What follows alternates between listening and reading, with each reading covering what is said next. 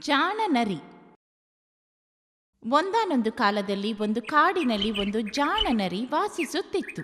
ಒಂದು ದಿನ ಕಾಡಿನಲ್ಲಿ ಓಡಾಡುವಾಗ ಅದು ಒಂದು ಆನೆ ಸತ್ತು ಬಿದ್ದಿರುವುದನ್ನು ನೋಡಿತು. ಮಾಂಸ ತಿನ್ನುವ ಆಸೆಯಿಂದ ನರಿ ಅದರ ಹತ್ತಿರ ಹೋಯಿತು ಮತ್ತು ಹಲ್ಲಿನಿಂದ ಮಾಂಸವನ್ನು ಕಿತ್ತು ತಿನ್ನಲು ಪ್ರಯತ್ನಿಸಿತು.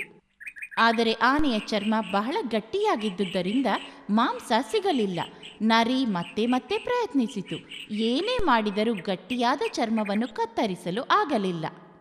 ಹೀಗೆ ಸುಸ್ತಾದ ನರಿ ಆನೆಯ ಕಳೇಬರದ ಪಕ್ಕದಲ್ಲಿ ಕುಳಿತು ಈ ಸಮಸ್ಯೆಯನ್ನು ಹೇಗೆ ಪರಿಹರಿಸುವುದು ಎಂದು ಯೋಚಿಸತೊಡಗಿತು. ಇದ್ದಕ್ಕಿದ್ದಂತೆಯೇ ಒಂದು ಸಿಂಹವು ಆ ಕಡೆ ಬರುತ್ತಿರುವುದು ಅದರ ಕಣ್ಣಿಗೆ ಬಿತ್ತು.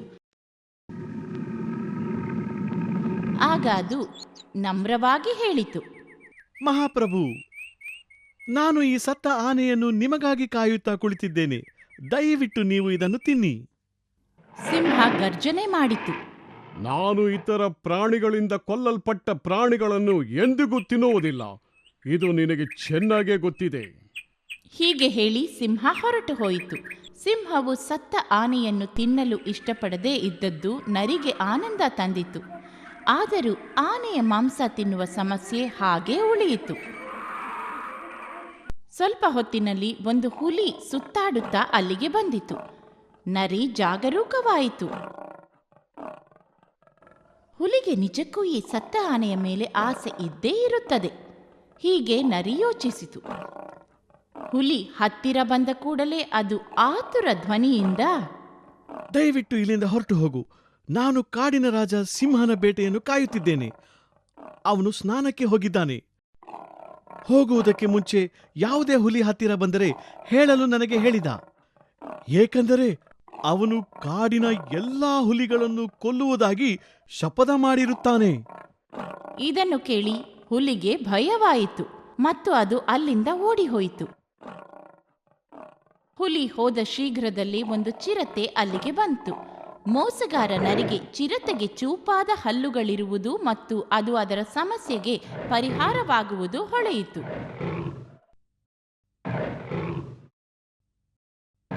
ಬಾ ಗೆಳೆಯ, ಬಾ. ನಾನು ನಿನ್ನನ್ನು ಬಹಳ ದಿನಗಳ ನಂತರ ನೋಡುತ್ತಿದ್ದೇನೆ. ನೀನು ತುಂಬಾ ದಣಿದಂತೆ ಮತ್ತು ಹಸಿವಿನಿಂದಿರುವಂತೆ ಕಾಣುತ್ತಿರುವೆ. ಈ ಸತ್ತ ಆನೆಯ ಮಾಂಸವನ್ನು ಏಕೆ ಸ್ವಲ್ಪ ತಿನ್ನಬಾರದು? ನಾನು ಈ ಆನೆಯನ್ನು ಸಿಂಹನಿಗಾಗಿ ಕಾಯುತ್ತಿದ್ದೇನೆ. ಸಿಂಹ ಸ್ನಾನಕ್ಕೆ ಹೋಗಿದ್ದಾನೆ. ಸಿಂಹನ ಬೇಟೆಯನ್ನು ನಾನು ಹೇಗೆ ತಿನ್ನಲಿ? ನಾನು ಅವನ ಬೇಟೆಯನ್ನು ತಿನ್ನುವುದನ್ನು ನೋಡಿದರೆ ಖಂಡಿತ ಅವನು ನನ್ನನ್ನು ಕೊಂದು ಬಿಡುತ್ತಾನೆ. ನೀನು ಅದರ ಚಿಂತೆ ಬಿಡು. ನಾನು ಜಾಗ್ರತೆಯಿಂದ ಕಾಯುತ್ತೇನೆ ಮತ್ತು ಸಿಂಹ ಬರುವುದು ಕಂಡ ಕೂಡಲೇ ನಿನಗೆ ಎಚ್ಚರಿಕೆ ಕೊಡುತ್ತೇನೆ. ನೀನು ಸುಲಭವಾಗಿ ಓಡಿ ಹೋಗಬಹುದು.